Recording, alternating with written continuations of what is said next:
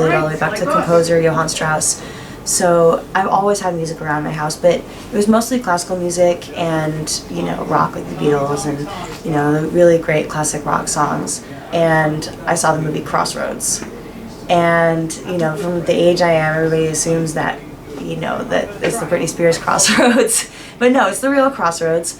And I just remember the scene at the end when Vai comes out and hits that big note and he goes in that ripping solo, and it's so cool. It was so amazing, and I just felt like, wow, like, you know, I played guitar a little bit at the time, but I wasn't any good, and I didn't have any, you know, I didn't have any real chops. I wasn't really that passionate about it. And then as soon as I saw that scene in that movie, I was like, oh, that's what I'm supposed to be doing. And from that moment forward, it was, the rest is history. Well, when I started playing guitar at 13, and I played my first show pretty soon after, actually, pretty shortly after, within probably a few months of starting to play guitar. And I just really never took no for an answer. You know, people would ask how old I was, I would lie and say I was older, and I would go in and play shows. You know, we play a lot of clubs where you had to be 18 or 21 to play, and I'd have to wait in the parking lot because I didn't have an ID. And, you know, just wait in the parking lot with my guitar warming up. And it was perfect, actually, because everybody had to set up my stuff. I never had to set up my own equipment back in those days because I wasn't allowed in. So it was kind of awesome. Now I set up my own stuff all the time. Anytime I'm not on the tour with Alice, you know, I have to go in and set up all my own gear, all my own pedals. So I kind of miss being 13, 14, 15 and not being allowed inside before the show.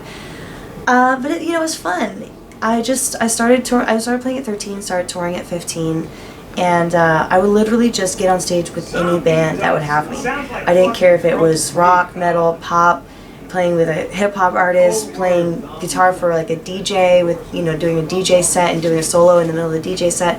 I never really cared who it was. I just wanted to be on stage playing. And that's what ended up serving me really well in the long run, because it got me in front of a lot of people. I think the big, you know, the dream as a hired gun is to be seen by a lot of people, be seen by the right people. And if you play in front of enough eyes, the right eyes are going to see you at some point. And that's what ended up happening over and over in my career.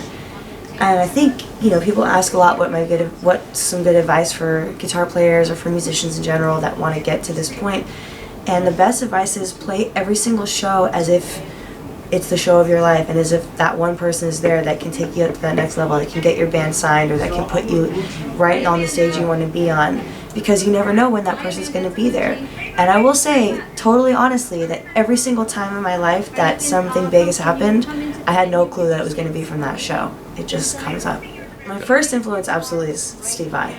You know, it's definitely has always been about Vai. And I think I'm still aspiring at this point in my career to be as cool as Steve Vai was in Crossroads, or as cool as Steve Vai is in general.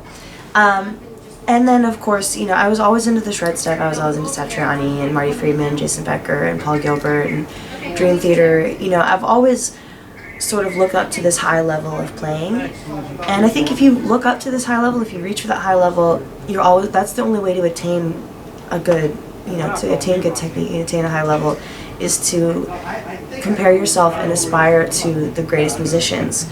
It never really occurred to me to seek out a female influence, a female musician, and say, like, I get asked a lot, who are your heroes growing up? Was it Lita Ford and Hart? And it's so interesting for me because it never occurred to me to think about something like that, to say, like, I'm a girl, so I have to find a girl to look up to. And of course, now there's so many incredible female guitar players, and, you know, the greatest, of course, I think, being Jennifer Batten, and, you know, there's Orianthi and Courtney and Nikki from the Iron Maidens, and Irene Kedikidi and Gretchen Menn, and, you know, and Jen Majora, who's in Evanescence now, and Neely Brosh.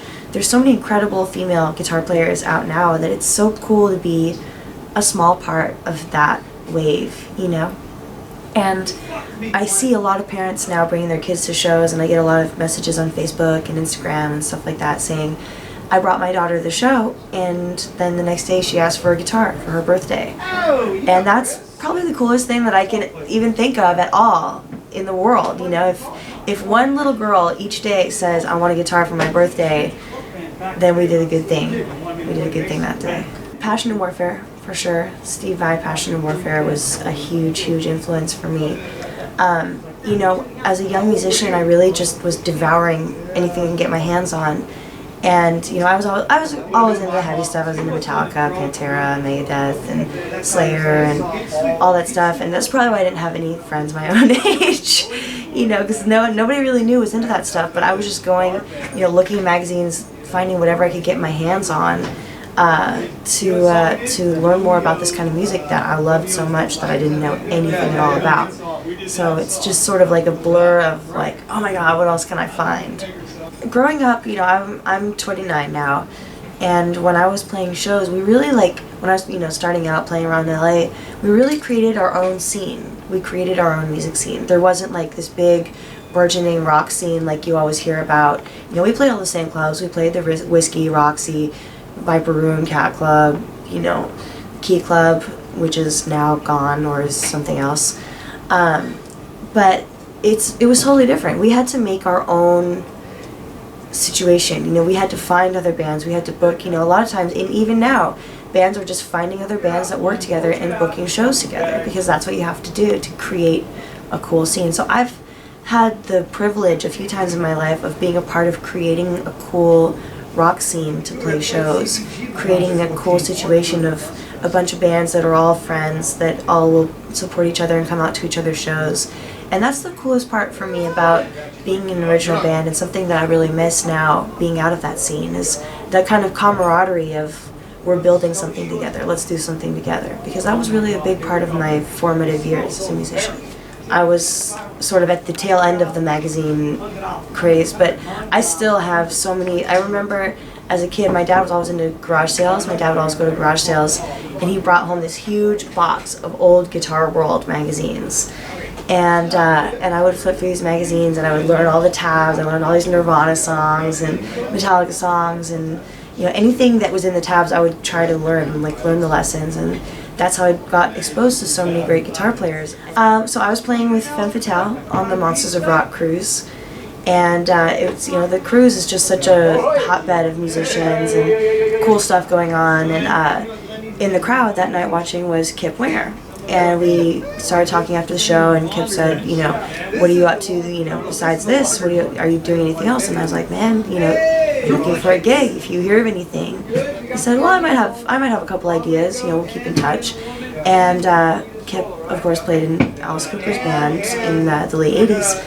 And when a few weeks later, when he heard that Alice was looking for a guitar player, he called me up and helped me set up an audition, and the rest is history. You know, Kip was really instrumental in bringing it all together. And again, it just goes to show you, play each show as if it's the show of your life, because this was, I think we went on at 12:30 in the morning in a tiny little vault in the bottom of a cruise ship, and that was the gig that ended up getting me here playing with Alice Cooper. So it really is all about just performing your ass off every single time, no matter what. And as far as Alice, it's really a dream come true as a young guitar player to stand on stage with somebody that is that much of a professional and that much of a legend. You know, Alice is so inspiring to all of us every single day, and he never gets tired on stage, he never complains, he never anything. You know, he always gets up and does what needs to be done. And it's our job to keep up with him, you know, and especially, I'm 29, he's 68, I believe, and I'm still as winded after the shows as he is. You know, he's a true performer and a true legend. I'm really, really just so lucky to be a part of this band and be a part of this experience. You know, it's an interesting perspective that I have playing guitar for Alice, because I get to see the impact that these great songs from the 70s and 80s have on such a huge generation. There's no generational gap in this fan base. You know, there's little kids, you know, 5 to 6 years old with the Alice Cooper makeup and the top hat and everything on, to teenagers, to, you know, my age, to grown-ups, you know, and even my mom saw Alice Cooper for the first time when my mom was in 8th grade. And now I get to stand on stage and play these iconic songs for such a huge mix of people, and, you know, from all generations and all walks of life. It touches everybody, and that, I think, really goes to show you what great songwriting can do, that it reaches everybody and touches everybody equally. So it's really incredible to be a part of.